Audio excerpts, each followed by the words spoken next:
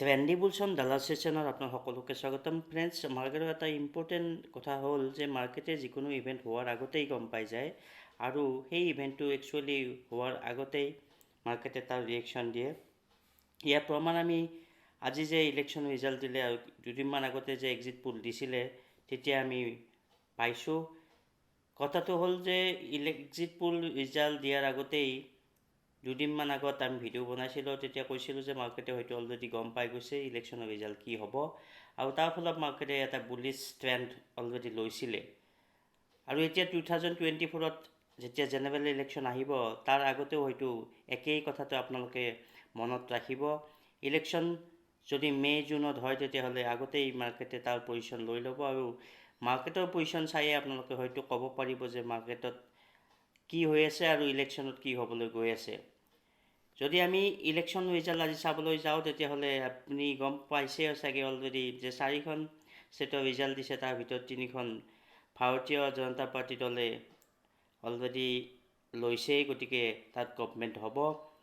আৰু এই যে ষ্টেট ইলেকশ্যন, আপোনালোকে হয়তো ভাবিছে ষ্টেট ইলেকশ্যনে জেনেৰেল ইলেকশ্যনত কেনেদৰে এফেক্ট কৰিব আৰু ষ্টক মাৰ্কেটত ইয়াৰ কি ৰিলেশ্যন। এই ভিডিঅ'টো শেষলৈকে চাওক। আমি কি কাৰণে মাৰ্কেটে এনেকুৱা কেইদিনমান আগতে বুলিছ হ'ল, তাৰ আগত বেয়াৰিছ আছিল আৰু তাৰ আগতেতো বহুতখিনিয়ে বেয়াৰিছ আছিল 2 বছৰ, লাষ্ট 2 years। এই সকলো কথা আমি এই ভিডিঅ'টোত ক'ম। কি ফেক্টৰে 2024ত মাৰ্কেটক কলৈকে লৈ যাব পাৰে আমি এই ভিডিঅ'টোত আপোনালোকক আলোচনা কৰিবলৈ যত্ন কৰিম এই ভিডিঅ'টোত। গতিকে ভিডিঅ'টো চাব আৰু আপোনালোকৰ কিবা মন্তব্য থাকিলে জনাব। প্ৰথম ৰিজাল্ট আপোনালোকে দেখিছে, এইটো মধ্য প্ৰদেশ।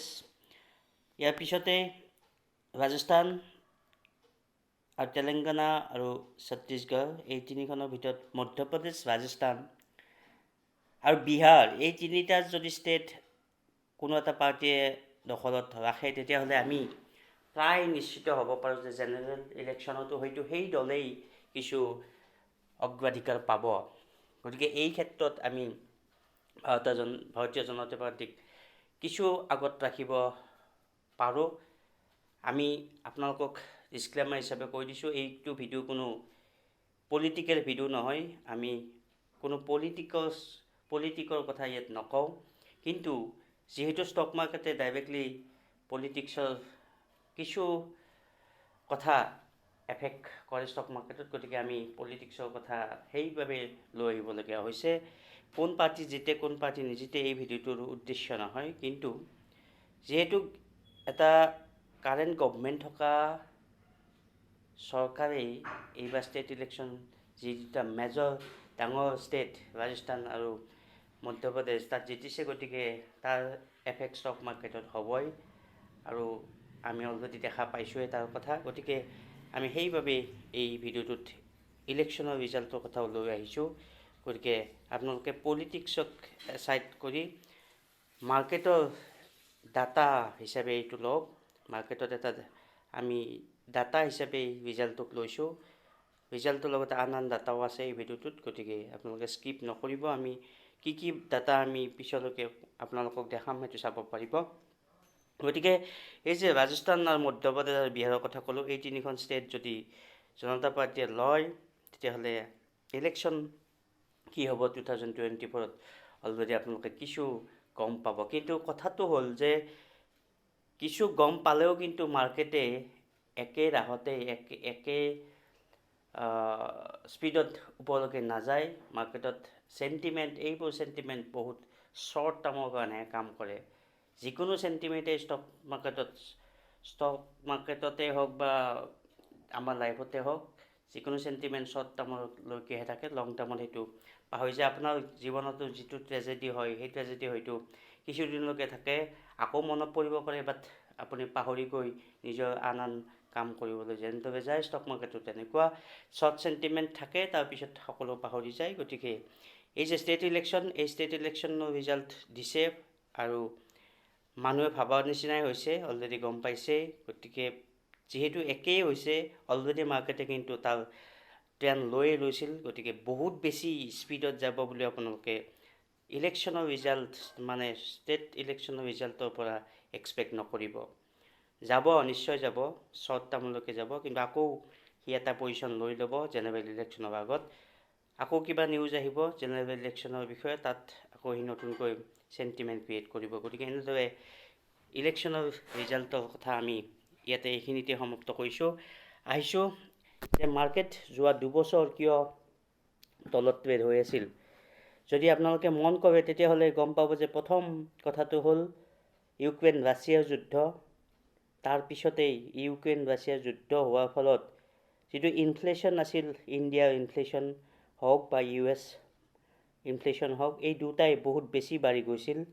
US-ৰ 8.5 8.6লৈকে গৈছিল, ইণ্ডিয়াৰো বাঢ়িছিল। গতিকে ইনফ্লেশ্যন ৰেট আমাৰ যেতিয়া বেছি থাকে তেতিয়াহ'লে চব বস্তুৰ দাম বাঢ়ি যায়, আৰু চব বস্তুৰ দাম বাঢ়াৰ কাৰণে ইনফ্লেশ্যন ৰেট হাই হয়। এইটো কণ্ট্ৰল কৰিবৰ কাৰণে RBI, ইনফ্লেশ্যন কণ্ট্ৰল কৰাৰ কাৰণে RBI ৰেপো ৰেট বঢ়ালে, আৰু বঢ়াই শেষত 6.5 কিছুদিনৰ পৰা এটা কনষ্টেণ্ট ৰাখি মাৰ্কেটে আৰু ৰেপো ৰেট বঢ়োৱা নাই। আৰু যদি ৰেপো ৰেট এনেদৰে আৰু নবঢ়ায় আৰু ইনফ্লেশ্যন যদি কমি যায় তেতিয়াহ'লে মাৰ্কেটে হয়তো এটা পজিটিভ চেণ্টিমেণ্ট ইয়াৰ পৰা ল'ব, আৰু এই যিটো পজিটিভ চেণ্টিমেণ্ট পাব সেইটো কিন্তু কিছুদিনলৈকে চলিব। এইটো ভেৰি শ্বৰ্ট টাৰ্ম চেণ্টিমেণ্ট নহয়, কাৰণ এবাৰ ইণ্টাৰেষ্ট ৰেট বঢ়াইছে, তাৰপিছত আকৌ লাহে লাহে ইণ্টাৰেষ্ট ৰেট কমাব লাগিব। এটা ফাইনেন্সিয়েল চাইকেল হয়, এইটো মাৰ্কেটৰ চাইকেল হয়, ফাইনেন্সিয়েল চাইকেল হয়। ইনফ্লেশ্যন ৰেট আৰু যিটো ৰেপো ৰেট এই দুটা প্লাছ মাইনাছ হৈয়ে থাকে। গতিকে এবছৰ 2 বছৰৰ পৰা যিহেতু বাঢ়িছিলে ৰেপো ৰেট, এতিয়া আকৌ এবছৰ 2 বছৰলৈকে কমিব পাৰে। আৰু বহুতে কৈ আছিল ইনফ্লেশ্যনৰ ফলত US-ত ৰিচিশ্যন হ'ব, কিন্তু ৰিচিশ্যনৰ কথা এতিয়া কোনো নকয়, চবে পাহৰি গ'ল হৈছেকে, পাহৰিলে। আৰু হয়তো পিছত মনতো পৰিব পাৰে, মনত পৰিলে আকৌ ইয়াৰ শ্বৰ্ট টাৰ্ম এফেক্ট হ'ব, কিন্তু ৰিচিশ্যন যে নহয় আমি আগতেও কৈছোঁ আপোনালোকক।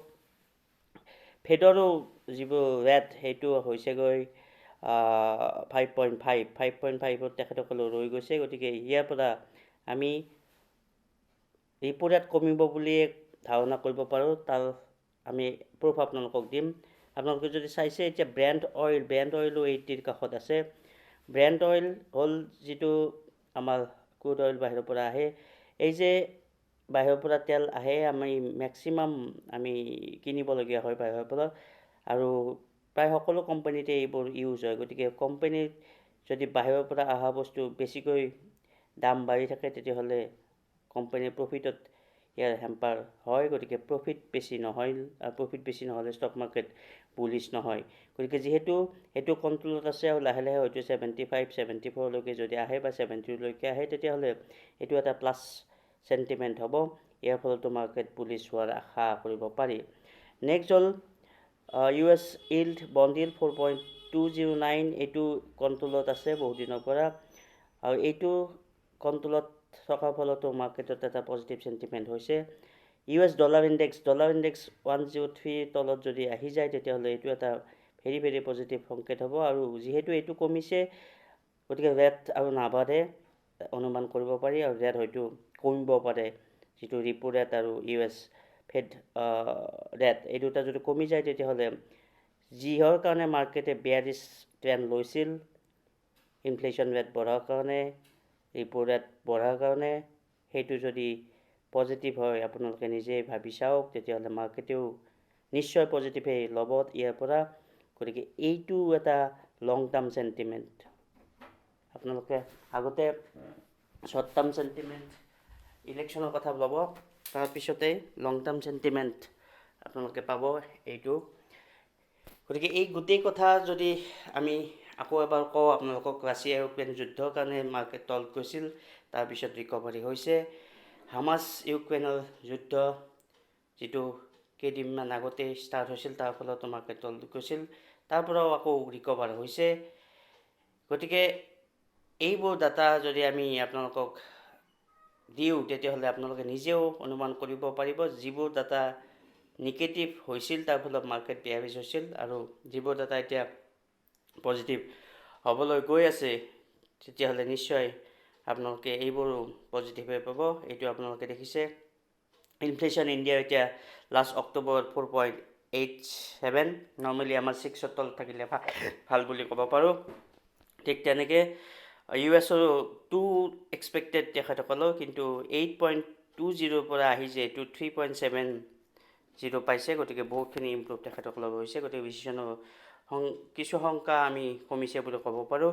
গতিকে এইবোৰ ডাটা আমি যদি চাওঁ তেতিয়াহ'লে FI আৰু DR ডাটাৰ পৰাও আমি ক'ব পাৰোঁ যে মাৰ্কেটে অলৰেডি বুলিছ ট্ৰেণ্ড ল'বলৈকে ট্ৰাই কৰিছে। যদি নৱেম্বৰ মাহৰ FI ডাটা চাই তেতিয়াহ'লে প্ৰথম আমি লাষ্ট 3 মান্থত FI চেল কৰি আছিল। আপোনালোকে দেখিছে ইয়াতে গোটেইকেইটা মাহতে আগষ্টত 20,000, ছেপ্টেম্বৰত 26,000 আৰু অক্টোবৰত 29,000 চেল কৰিছিল FI, আৰু নৱেম্বৰত আপোনালোকে দেখিছে বাইং ষ্টাৰ্ট হৈ গৈছে 5,795। গতিকে এইটো যদি এনেদৰে নেক্সট মান্থতো বাই হয়, নেক্সট মান্থ মানে অলৰেডি ডিচেম্বৰ পৰিলে, এইটো মাহতো যদি বাই হয় তেতিয়াহ'লে মাৰ্কেটে হয়তো বহুত স্পীডতো যাব পাৰে কিছুদিনলৈকে। আকৌ ইলেকশ্যন যেতিয়া কাষ চাপিব, জেনেৰেল ইলেকশ্যন, তেতিয়া আকৌ নতুনকৈ মাৰ্কেটে এটা ছেটআপ ল'ব। কিন্তু আপোনালোকে যদি এতিয়া ইনভেষ্টেড হৈ থকা নাই তেতিয়াহ'লে হয়তো কিছু অসুবিধা পাব, কাৰণ এটা স্পীডত ওপৰলৈকে যোৱাৰ পিছত আপোনালোকে তাত বাই কৰিব আৰু তাৰ পৰা হয়তো কাৰেকশ্যন ল'ব পাৰে কিছুদিনৰ কাৰণে। DI কিন্তু আপোনালোকে দেখিছে DI FIতকৈ বেছি স্মাৰ্ট যেন লাগিছে ইণ্ডিয়াত এতিয়া। DI প্ৰত্যেকটা মাহতেই আপোনালোকে দেখিছে ইয়াতে প্ৰত্যেকটা মাহতেই DI কিনিয়ে আছিলে। গতিকে DI FIতকৈ এতিয়া স্মাৰ্ট ইণ্ডিয়াত হৈছে। লগতে আমাৰ ৰিটেইলাৰসকলেও কিন্তু কিনিয়ে আছিলে। যদি FI এতিয়া কিনে তেতিয়াহ'লে আমি ক'লোৱেই আপোনালোকক মাৰ্কেট কিছু স্পীডৰ ওপৰলৈকে যাব পাৰে। আৰু DIটো অভিয়াছলি এতিয়া চেল কৰিব, কিছু প্ৰফিট ল'ব। যেতিয়া FI কিনিব DI চেল কৰিব। গতিকে মাৰ্কেট এটা বেলেঞ্চৰ ওপৰলৈকে যাব। এটা বেছি স্পীড নলয়, বেছি স্পীড ল'লেহেঁতেন যদি FI DI দুটাই কিনিলে হয়, কাৰণ FI বহুত দিনৰ পৰা যিহেতু চেল কৰি আছে, DI তেতিয়া কিনি আছিল, আৰু এতিয়া FI বাই কৰিব, DI অকণমান নিজৰ প্ৰফিট বুকিং কৰিব। এইটো হয়েই ইণ্ডিয়ান মাৰ্কেটত। গতিকে এইবোৰ সকলো কথা চাই আমি এতিয়া ক'ব পাৰোঁ যে মাৰ্কেটত এতিয়া বুলিছ ট্ৰেণ্ড ষ্টাৰ্ট হৈ গৈছে। আৰু জেনেৰেল ইলেকশ্যন, ইনফ্লেশ্যন আৰু আন ডাটাবোৰ চাই আপোনালোকে নিজেও অনুমান কৰিব পাৰিব যে মাৰ্কেটত আপোনালোকে এতিয়া কি কৰা উচিত। আৰু বহুতে সুধি আছে আদানীত কি কৰিব। আদানী গ্ৰুপত আগতেই আমি কৈছোঁ যে ইলেকশ্যনৰ ৰিজাল্টলৈকে আপোনালোকে অপেক্ষা কৰক। আদানী আমি যদিও অপেনলি এটা ক'ব নোৱাৰোঁ, আদানীক কোনে ছাপোৰ্ট কৰে বিহাইণ্ড দ্য চিন আপোনালোকে নিজে গম পায়। গতিকে আপোনালোকে নিজৰ এতিয়া ডিচিশ্যন ল'ব পাৰে, আপোনালোকে এতিয়া থিংক কৰিব পাৰে আদানীত কি কৰিব। গতিকে আশা কৰিছোঁ এই ভিডিঅ'টোৱে আপোনালোকক কিছু মাৰ্কেটৰ 2024 ট্ৰেণ্ড আগতীয়াকৈ গম পোৱাত সহায় কৰিব। ধন্যবাদ।